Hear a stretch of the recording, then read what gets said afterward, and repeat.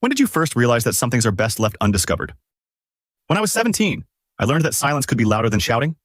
It happened on a late summer evening when the light hung low and gold across the kitchen counter. My dad was away in Seattle for work, and my stepmom Karen said she'd be running errands. She always said that.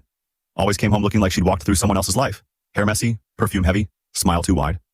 I didn't care much, until her phone buzzed. It was sitting on the counter, screen glowing. Then, Jim. The message was short. Can't stop thinking about last night. I froze. Then another message came through, a photo. Not explicit, but obvious enough. His arm around her, her face in the reflection of a hotel mirror. Smiling. Something in me cracked right there in that quiet kitchen. When she came home later, I was waiting. Her phone lay open on the table. "Who's Ben?" I asked. She stopped cold. The grocery bags dangled from her hands. A single orange rolled out and thudded against my foot. "Just a friend," she said too quickly. I didn't blink. "You should delete the pictures before Dad sees them." Her eyes widened, but I didn't stay to watch her scramble. I just walked out of the house and into the dark. I never told my father. Not then. Not ever.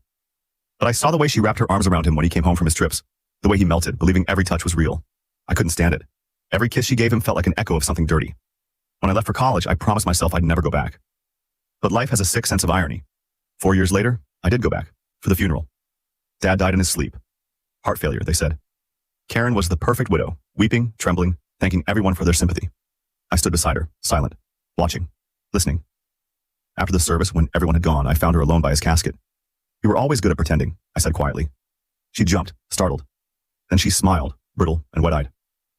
"You don't understand. I loved him, in my own way." "No," I said. "You loved what he gave you." Her smile vanished. She looked at me, and for the first time, I saw it. The flicker of something darker than guilt. "You shouldn't have gone through my phone that night," she said. I froze. "What?" She stepped closer, her perfume sharp and sour. "You think I didn't know? You think I didn't see the way you looked at me after? The way you kept quiet?" My throat tightened. She leaned in close. Her voice dropped to a whisper. "Your father didn't die of a bad heart, Daniel.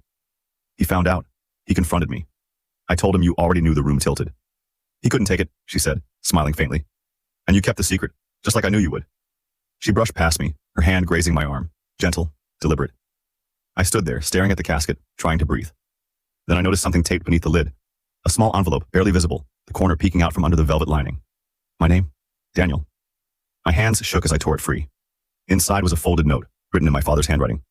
"Son, if you're reading this, she's lying to both of us."